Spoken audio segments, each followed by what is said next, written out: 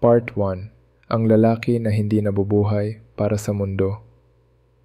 May ilang lalaki na kapag tiningnan mo ng mabuti, mapapansin mong hindi sila nabubuhay para sa mundong nakikita mo. Nabubuhay sila para sa mundong hindi mo maaabot. May mga lalaking hindi umiikot ang buhay sa papuri, titulo o approval ng iba. Hindi sila nagpapaikot sa trap ng comparison at competition. Ang direksyon nila ay hindi galing sa kultura, sa barkada o sa mga uso. Galing iyon sa sarili nilang paniniwala. Karamihan ng tao ay ipinaglalaban ang mga bagay na hindi nila tunay na pinili. Higit 80% ng values nila ay ipinasok lang ng lipunan. Kaya marami ang nabubuhay para sa metrics, validation at image. Pero ang Sigma, iba ang pinanggagalingan. Hindi siya tumatakbo sa parehong direksyon ng karamihan. Hindi niya priority ang spotlight. Hindi niya kailangan ng ingay para patunayan na buhay siya. Para sa typical na lalaki, ang buhay ay laro ng pag-angkop. Para sa Sigma, ang buhay ay tanong. Ano ang tunay na mahalaga sa akin kahit walang nakatingin? At dito siya nagiging kakaiba. Habang ang karamihan ay pumipila para mapansin, ang Sigma ay tahimik pero malinaw ang intensyon. Mabuhay ng totoo kahit hindi maintindihan ng iba. Part 2. Ang pribilehiyong walang audience. Para sa karamihan, ang buhay ay parang stage. Lahat may nanonood. Lahat naghihintay ng susunod mong galaw. May mata sa social media, sa trabaho, sa pamilya, sa paligid. Pero sa Sigma, mas mahalaga ang isang bagay. Ang pribilehiyong kumilos na parang walang audience. Hindi ito privacy. Hindi ito pagtatago. Ito ay respeto sa sarili. Alam niya na kapag may nakatingin, nag-iiba ang kilos mo. Nag-iiba ang tono mo. Nag-iiba ang intensyon mo. Kaya ang pinakamatinding kalayaan para sa kanya ay simple. Gumalaw ng hindi sinusukat, hindi sinusuri, at hindi pinipressure. Habang ang iba ay handang ibigay ang lahat para makita, ang Sigma ay handang ibigay ang lahat para huwag mapansin. Hindi ito kahinaan. Ito ang pinaka-pure na anyo ng kapangyarihan, kapangyarihang hindi kailangan ng audience para maging totoo. Part 3. Ang karapatang pumili ng sariling pagdurusa. Lahat tayo dumadaan sa hirap, pero ang malaking kaibahan ng Sigma, hindi niya hinahayaan na ibang tao ang pumili kung anong sakit ang dapat niyang pagdaanan. Karamihan ay tumatakbo sa sakit o kaya pumapayag sa sakit na ipinipilit ng iba.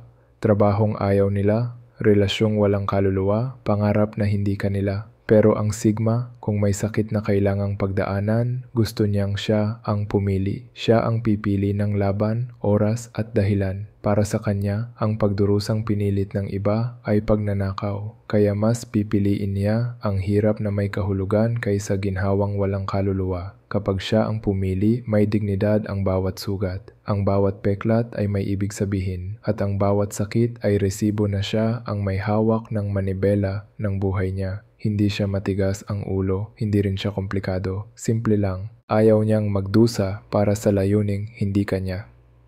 Part 4. Ang kapangyarihang umalis kapag kailangan. Sa mata ng mundo, ang pag-alis ay takot. Pero para sa Sigma, ang pag-alis ay ritual, isang huling linya na siya lang ang may karapatang isulat. Kapag may kumokontrol sa oras niya, espasyo niya o direksyon niya, ramdam niya agad ang pader na sumisikip. At kapag nangyari iyon, ang instinct niya ay umalis. Hindi dahil duwag, hindi dahil mahina, kundi dahil ayaw niyang ipasa sa iba ang huling salita ng buhay niya. Habang ang iba ay kumakapit dahil sayang, dahil takot magsimula ulit, ang Sigma ay hindi kailanman ikinakahon ang sarili sa kwentong tapos na. Kung kailangan niyang umalis, aalis siya, tahimik, diretso, walang drama. At oo, madalas siyang tawaging cold o walang puso. Pero hindi yun totoo. Ang pag-alis na pinili niya, kahit masakit, ay mas may respeto kaysa manatili sa mundong hindi na kanya. Part 5. Ang kalayaang mag-isip at kumilos ng hindi nakikita. Ito ang huling halaga na ipagtatanggol ng Sigma. Ang kalayaang kumilos at mag-isip ng hindi hawak ng sistema. Sa mundong sinusukat ang lahat, galaw mo, likes mo, boses mo, opinion mo, ang pagiging invisible ay nagiging advantage. Hindi para magtago, kundi para hindi mapasa kamay ng kontrol.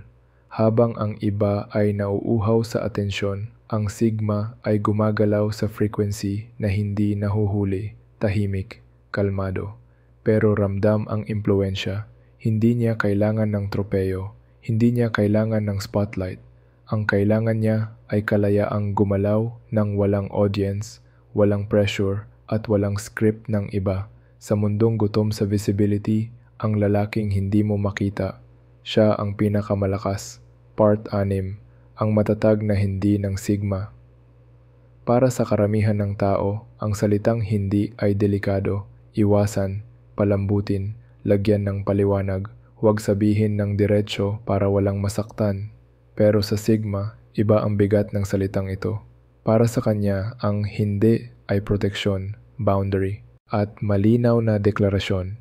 Hindi mo pag-aari ang oras ko, hindi mo pag-aari ang isip ko. Kapag sinabi niya ang salitang yon, hindi ito kalahati, hindi ito malabo, at hindi ito may halong guilt. Final, parang pintuang isinara at hindi mo na mabubuksan. Sanay ang mundo sa mga taong nagbibigay ng oo kahit ayaw, sumusunod kahit pagod, nagpapagamit kahit hindi nila gusto. Pero ang sigma ay hindi nagbibigay ng duwag na oo. Alam niya na ang maling oo ay pwedeng sumira ng buhay, oras, dignidad, kalayaan at sarili. Kaya kapag may sitwasyon, tao o pangakong hindi para sa kanya, hindi siya nagdadalawang isip, hindi siya nagpapabukas, hindi niya tinatanggap para lang matapos, putol, diretso, malinis. At kahit tawagin siyang cold, suplado o walang pakisama, wala siyang paki.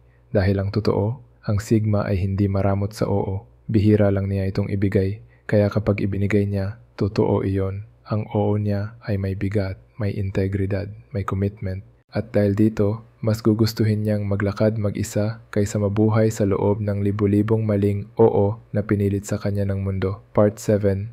Ang pribilehiyong lakarin ang sariling kadiliman. Sa panahon ngayon, parang bawal ang malungkot, bawal ang magduda, bawal ang magsabi ng totoo kung hindi maganda pakinggan. Kaya maraming tao ang nagtatago ng anino nila, tinakpan ng jokes, ng memes, ng motivational quotes o ng peking optimism. Pero ang sigma, hindi siya kabilang sa mundong takot sa sariling lalim. Hinaharap niya ang anino niya, kasama niya itong naglalakad at hindi niya ito tinatago para lang magmukhang okay. Alam niya na ang anino ay hindi kahinaan, kundi memorya. Paalala ng sakit na pinagdaanan, ng laban na nalampasan, ng mga bahaging bumuo sa kanya.